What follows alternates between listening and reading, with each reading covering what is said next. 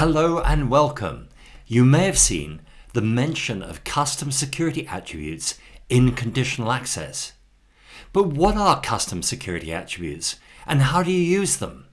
In this session, I will explain who can manage them and who can view them, how to define them and apply them to users and service principals, and how they can be used to target workload identities and applications in conditional access. Don't forget to subscribe and learn. Come with me into the cloud. Okay, so our first job is to create a container to hold our attribute set. And I'm going to call this attribute set 1. And I can create another container to hold another set of attributes, attribute set 2, and so on. Now, there's no hierarchy involved in these attribute sets. They all sit underneath our tenant, so I can draw our tenant in here, and those attribute sets are sitting underneath the tenant. Now, an attribute set is going to be a collection of attributes. But how do I create these containers? How do I create the attributes and so on? What I need is a certain role within Azure AD, within the tenant itself. I can't do this as a global administrator. Of course, a global administrator will be able to assign themselves the role that is appropriate for the attribute set, but by default, they're not in a role that can manage or even view an attribute set. So at tenant level, what we can do is we can say who can, and who can define an attribute set, and also who can assign an attribute set. And we assign an attribute set to a user or maybe to a service principal. So we can do that, but we need the appropriate role to be able to do that. Now, the beauty of the model is that what we can do is at tenant level, we can have someone who can define an attribute set, and they actually define just the container. This is called attribute set 1. And at that point, they can delegate to the attribute itself, it says, is who can, and who can define that set, and who can assign that set. And those can be two different people. You can also define who can read a set and who can actually read the assignment of a set of attributes. So there's a lot of control for delegation of administration over attribute sets. But remember, by default, nobody can read or define or assign an attribute set. And if I assign at attribute set level, someone who's assigned to do something in attribute set 1 has no control whatsoever over attribute set 2. If you do it at the tenant level, then of course you have control over all the attribute sets. The other thing you can do is when you define this attribute set, you can also put in here the max number of attributes. And you can actually set that. And there's a total number of attributes in the tenant of 500.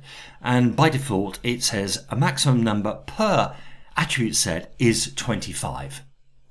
Okay, I think we should have a look a little bit at a demo of this. So I'm working in the Entra portal, and I'm going to go to Azure Active Directory. And the first thing I want to have a look at is I want to have a look at the roles. And if we look at roles in here, choose that option and scroll down a little bit, what we can see is there are 4 roles defined for managing these attributes. So you've got the attribute assignment administrator here, you've got the attribute assignment reader, you've got the attribute definition administrator, and the attribute definition reader. So let's have a look at our user Tor, who's currently doing this administration. And if I locate my user, I can then have a look at what roles Tor is in. So we're going to look at assigned roles. And we can see that Tor is an Exchange administrator.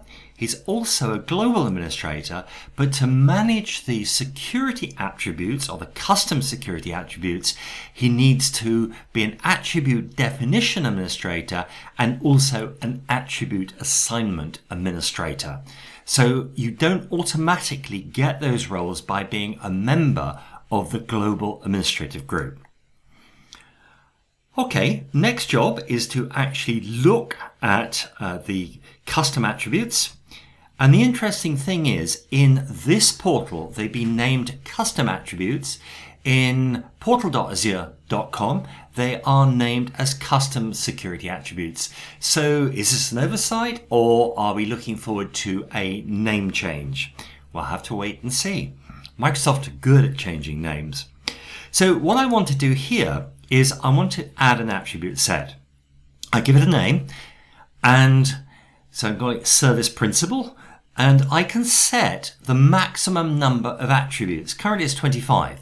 Okay, if I set it at this level, at the tenant level, if I delegate the ability for someone else to do the definition of the attributes within this container, they will not be able to change this value. Remember, you have a finite number, 500 attributes in your tenant.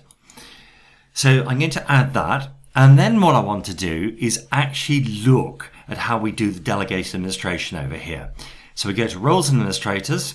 And if I choose the attribute definition administrator, we can see that it's of a scope directory. So we can see that in there. And I can add another user in here to do the actual assignment. I can go and choose this other admin. And here what you'll see is it applies to this resource. So it's just on that one attribute set. And that particular person, because he's in the attribute definition administrator, will be able to create the attribute definitions within that attribute set. Okay, so now we have our attribute sets, but the next job is, how do we actually put attributes inside the attribute set? And if we look at that, let's just move that out of the way. What we can have is an attribute set itself, and we'll just stick with our AS1. And inside there, you have an attribute, and I'm going to call that A1. And to go with that is going to be a value. Now, when you actually define attribute set 1 and the attributes that go in there, you say you don't actually set the value at that point in time. What you do is you say the type of data that can be in that particular value. So I could end up with, attribute 2, and we've got a holder for a value, and I've got an attribute 3, and I've got a holder for a value, and so on. So what do those values look like? Well, we can basically create, in terms of data type, we can create a Boolean, which is basically a yes, no, all right, or true, false, if you like. We can have a string. So we could have a string in there, and we can also define an integer.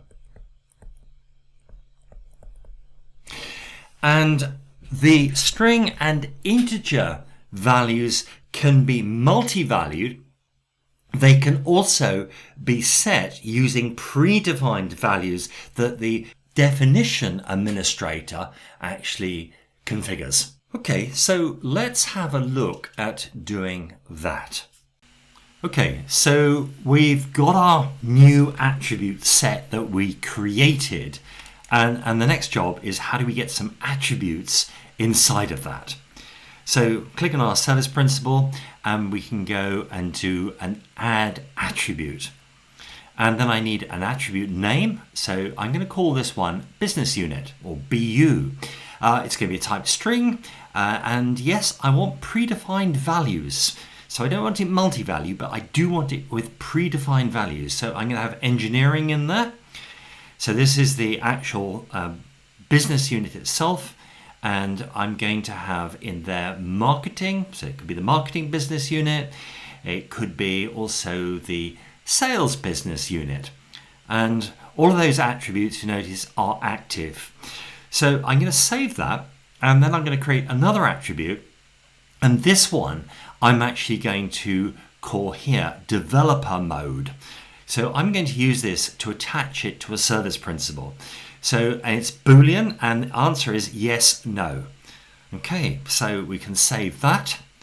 And we've now created two attributes within our attribute set, and we've chosen.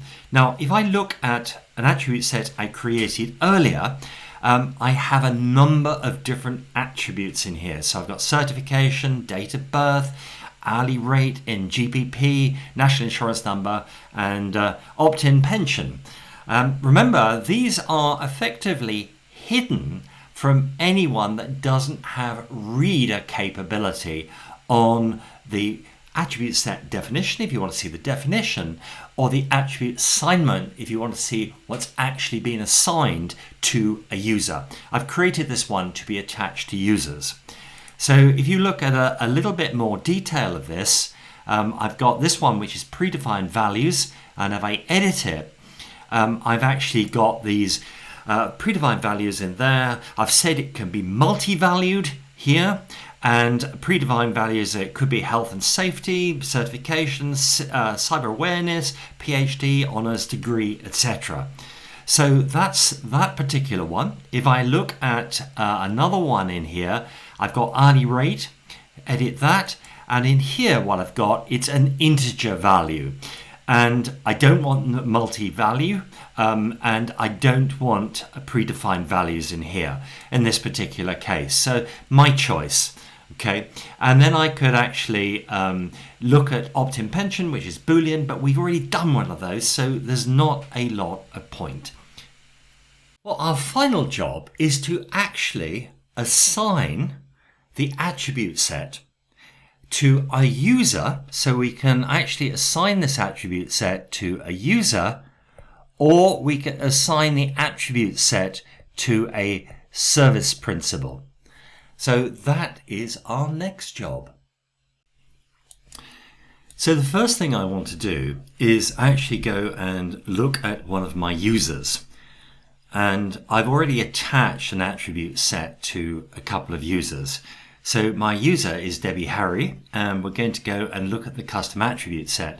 And you can see that we've actually assigned a number of attributes from our custom attribute set to Debbie. And at the point of that assignment, we've also set values. So we can see we've got two values in the multi-valued attribute. So her certification is cyber awareness and health and safety. And we've also got her national insurance number in there and her date of birth. Okay, so that, as I say, is attached to Debbie user object. Now, if I go to all users, what I can do is I can filter based on the custom security attributes. And I'm going to go to the user attribute set, and out of there I'm going to choose the certification, and I'm going to see if she's certified for, who's certified for cyber awareness. Well, we know Debbie Harry is because we just saw it. So Debbie Harry has a cyber awareness certification. But if we go and change that, so instead of looking for cyber awareness, we actually look for in here at the certification of health and safety, we can see that we've actually got two users certified for health and safety. So there's the use of an attribute set. Now remember, these attribute sets are hidden unless you have the appropriate permission to view the actual data. So if I go across to the Entra portal as my CA admin, an administrator that can manage conditional access. And let's go and have a look now down into the Active Directory. And once again, let's go and have a look at our users. And we go into all users in there. And I'm going to do a search, again, using the custom security attributes. It says you can't do it because you don't have enough privileges to do it. Okay, so let's go and look at Debbie directly. So we get Debbie Harry and we'll look at her customer security attributes, and it says you don't have permissions to view this. You need to either be an attribute assignment administrator, which is there, or an attribute assignment reader. You need one of those roles to be able to see this. Neither of those roles have been given to the CA admin. So let's just have a look at one other thing. Let's go down to our custom attributes. And again, we can't see any of the custom attributes that have been defined because we need to be an attribute definition administrator. If we were an attribute definition reader, we would be able to read the definitions, but we're neither of those, so we can't do anything. We'll come back on this later, but for now, let's see how we actually assign the attribute set we created to an enterprise application. So I'm going to find some XTS enterprise applications, and this is my first one. I go to the customer security attributes. Remember, I'm back in as Tor here, so I am the administrator that can do this. So I'm going to add an assignment, and I'm going to choose for an assignment in here, I'm going to choose our service principal one that we created. I'm going to go to business unit, and I'm going to set that to engineering. Okay, I'm then going to go and add an assignment, and I'm going to choose again service principal, and I'm going to choose developer mode, and I'm going to set that to false. So this application is not in developer mode, but it is part of the engineering business unit. I'm then going to come back to my second app, which is OIDC v2, and I'm going to do an assignment on that. I'm going to say that this is an engineering app as well. So we're going to business unit, going to engineering, and assign that. And then what I'm going to do is, again, service principal, developer mode, and this time we'll set it to true. Okay, so we'll save those changes. And now let's do a little bit of searching. So I'm going to clear the XTS, and I'm going to go in and add a filter, and I'm going to come in here and go to our custom security attributes, choose the attribute set, which is service principal. The attribute name is business unit, and I'm going to search for everyone in engineering. Apply that, and we've got two apps in engineering. If I come back up here, I could change that, for instance, to marketing. And I've got no apps that have currently been set as being in marketing business unit. So I'm going to have a look now at my developer mode. And so again, custom security attributes, our attribute set is service principal. And I'm going to go for developer mode, and I'm going to say equals true. Apply that, and up comes v2. So that was true. So that shows you that you can do the Boolean searching as well. Now, I'm going to go across to a different directory because I want to show you something. So I'm in XTS Dev 3 now, and I'm going to go in here to Conditional Access. So what we need is to go in under Protect and Secure and go to Conditional Access. And I'm going to go to New Policy, and notice it's only users and groups. We've got nothing about workload identity in here. Now, Microsoft have a new licensing model for managing workload identity. And what we need to do is give ourselves a license. So if we go home on there and we went to workload identities, it explains in here that we need a workload identities license, and we can get a free trial. So we have a premium license for managing workload identities. I'm not going to change the setup in here. What we'll do is we'll go back to the other thing. We've got our CA administrator, and we're going to do this in our other directory, which is the XTS dev directory. So as our CA administrator, I'm going to go to Conditional Access. I'm going to go and create a new policy, and we'll see that I've got workload identities. I'm going to select and apply this policy to a workload identity, I then go and select the service principal. And if I click on select, I can choose any of my service principals, but I'm going to actually go to edit a filter. And here we see that we can't turn this filter on. And the reason, of course, is that our CA administrator has no ability to do anything with the custom security attributes. So what we need to do is go in as our main administrator, Tor, who has the ability to change these things. And we're going to go to custom attributes, and I'm going to go to my service principal attribute set, and I'm going to go to roles and administrators. And to be able to do the assignment or targeting of a workload identity based on an attribute set value, all right, what we'll need is we'll need this guy to be an assignment reader. So I'm going to choose assignment reader in here, and I'm going to add, and I'm going to add my CA administrator. Add that in. And now that's done. So we can go back now. Oh, notice also it's just this resource. Okay. So it's none of the other attribute sets. It's just that one attribute set. So I'm going to go back here and I'm going to just refresh this to make sure I see the changes over here. And then I'm going to attempt to do exactly the same thing.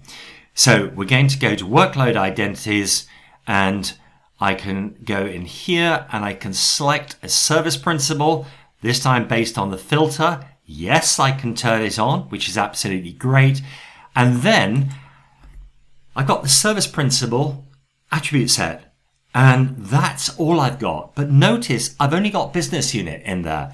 And if you read the small print, it says attributes of type integer or Boolean will not be shown. So it basically is an attribute of type string that we've got in here. And our business unit is of type string. So I'm going to choose the business unit. And the operator I will choose in here, which will be equals. And I'm going to pick a value and I'm going to say engineering. Okay, so this is going to apply to my engineering workloads. Okay, so that's done. And let's just carry on a little bit looking at the conditional access policy for a workload identity. So I'm going to apply this to all cloud apps. So it's our engineering service principals accessing any cloud app. Then what we're going to do is we're going to put some conditions in. And the conditions in here is that we could have risk.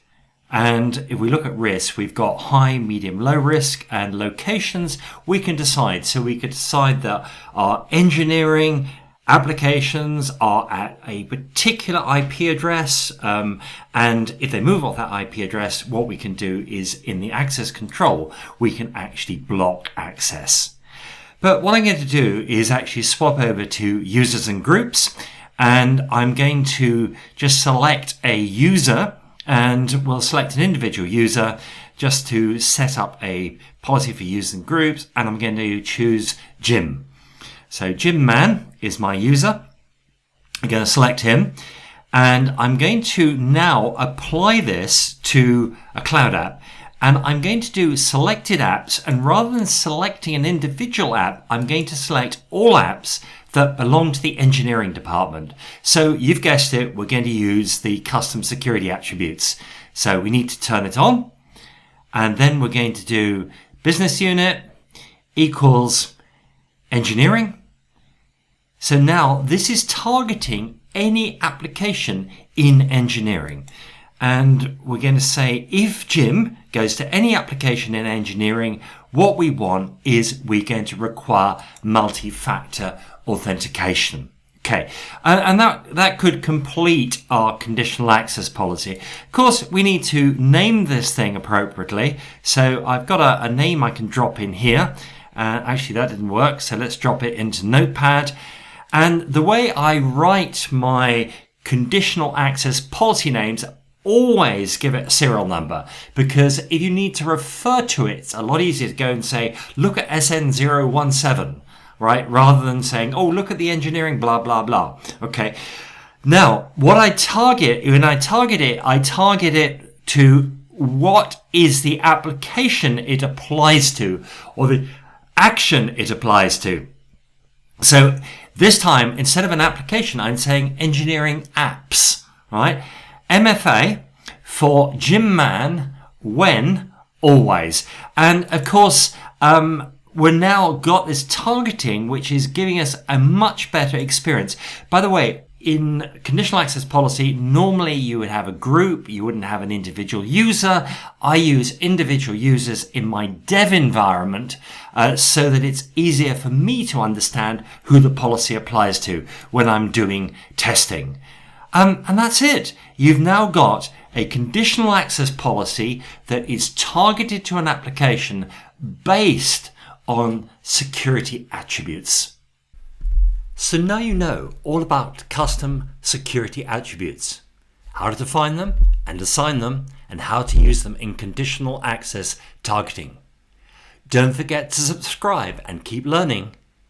I'll see you next time in the cloud. Thanks for watching my channel. Subscribe for more free training. You might like to join me for my Identity Masterclass. Hopefully, see you soon.